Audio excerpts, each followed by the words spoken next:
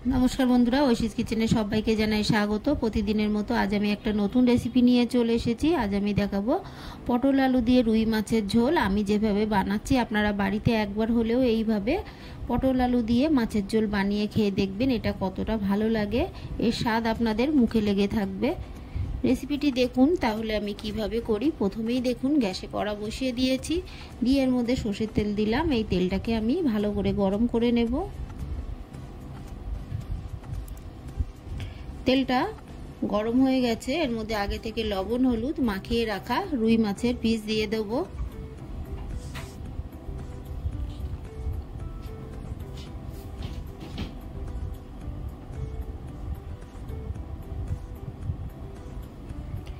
আমি এখানে রুই মাছ দিয়ে রান্নাটা করছি। আপনারা যে কোনো জ্যান্ত মাছ দিয়ে, বাটা মাছ, তেলাপিয়া মাছ, কাতলা মাছ বা যে কোনো জ্যান্ত মাছ দিয়ে একইভাবে রান্নাটা করবেন, দেখবেন খেতে ভালো লাগবে।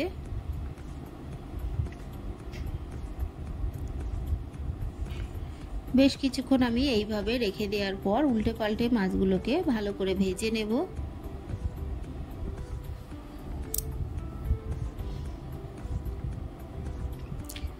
পটল দিয়ে তো আমরা অনেকভাবেই মাছের ঝোল করে খেয়ে থাকি। একবার আমার মতো করে মাছের ঝোল বাড়িতে আপনারা বানাবেন, খেয়ে কেমন লাগলো আমাকে কমেন্ট করে জানাবেন।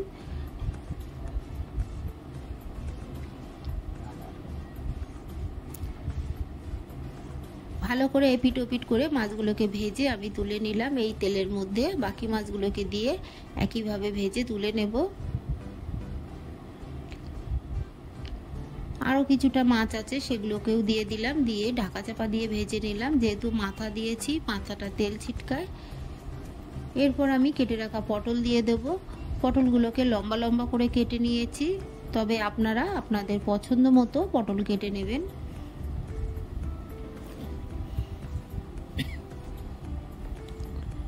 পটলগুলোকে দিয়ে আমি প্রথমে একটু নেড়ে নেব।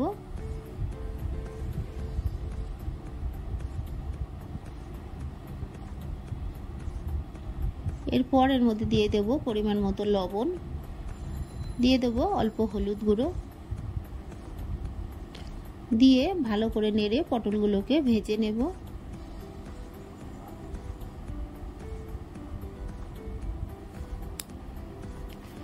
ঢাকা চাপা দিয়ে দিয়ে পটলগুলোকে আমি ভেজে নেব, তাহলে অল্প সময়ের মধ্যে পটলগুলো ভাজা হয়ে যাবে।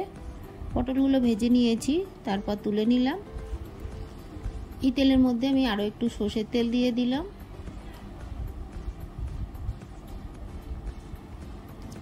দিয়ে দেব হাফ টিস্পুন পাঁচফোড়ন। ফোড়নটাকে আমি কয়েক সেকেন্ড ভেজে নেব।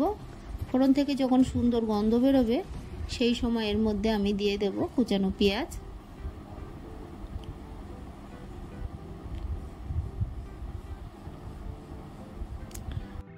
দিয়ে দেব একটা মিডিয়াম সাইজের কুচানো পেঁয়াজ,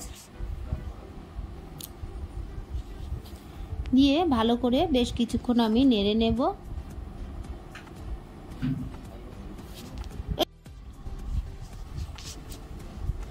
পেঁয়াজটা ভাজা হয়ে গেছে, এর মধ্যে দিয়ে দিলাম কেটে রাখা টমেটো আর দিয়ে দিলাম চেরা কাঁচা লঙ্কা। অল্প একটু লবণ দিয়ে দিলাম, তাহলে টমেটোটা খুব তাড়াতাড়ি নরম হয়ে যাবে।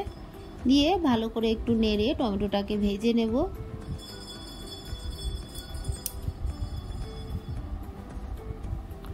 এরপর এর মধ্যে দিয়ে দিলাম আদা গোলমরিচ বাটা,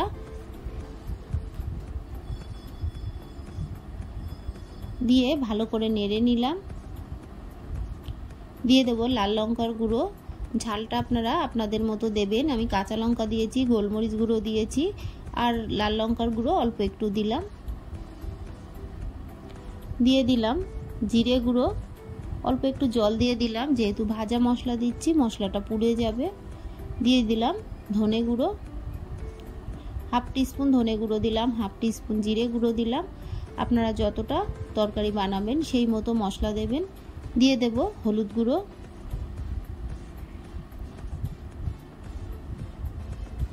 ভালো করে নেড়ে আমি কষিয়ে নেব। মশলা দিয়ে যতক্ষণ তেল না বেরোয় ততক্ষণে আমি ভালো করে নেড়ে কষিয়ে নেব।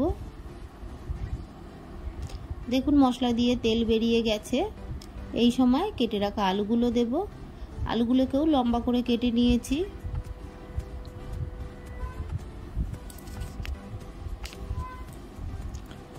বেশ কিছুক্ষণ আলুগুলোকে আমি দেখুন এইভাবে কষিয়ে নিলাম মশলার সঙ্গে। তারপর এর মধ্যে ভেজে রাখা পটলগুলোও দিয়ে দিলাম, দিয়ে আরও কিছুক্ষণ এইভাবে কষিয়ে নেব। তারপর এর মধ্যে দিয়ে দেব পরিমাণ মতো জল। পরিমাণ মতো জল দিয়ে আমি ঢাকা দিয়ে দিলাম। ঢাকা দিয়ে আমি ফুটতে দেব।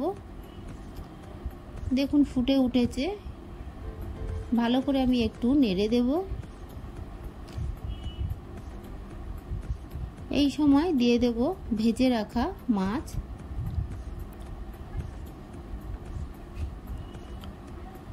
মাছগুলোকে দিয়ে আমি ভালো করে একটু নেড়ে নেব।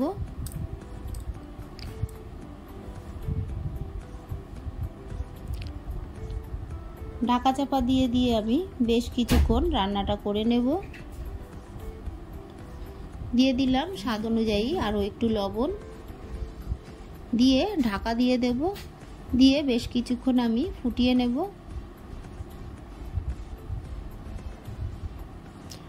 বাড়িতে আপনারা এইভাবে একবার হলেও মাছের ঝোল বানিয়ে খেয়ে দেখবেন। পটল দিয়ে কতটা সুন্দর হয়, না খেলে বুঝতে পারবেন না।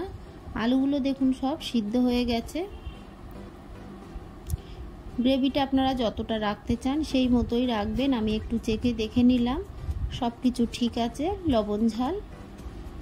গ্যাসের ফ্লেমটাকে আমি অফ করে দেব।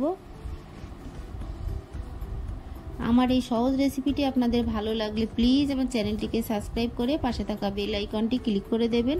তাহলে আমি যখন কোনো নতুন ভিডিও ছাড়বো আপনাদের কাছে পৌঁছে যাবে। রেসিপিটি ভালো লাগলে একটা লাইক করতে ভুলবেন না। রেসিপিটি কেমন লাগলো আমাকে কমেন্ট করে জানাবেন। ভালো থাকবেন, সুস্থ থাকবেন। আবার দেখা হবে পরের ভিডিওয়। পুরো ভিডিওটা দেখার জন্য সবাইকে জানাই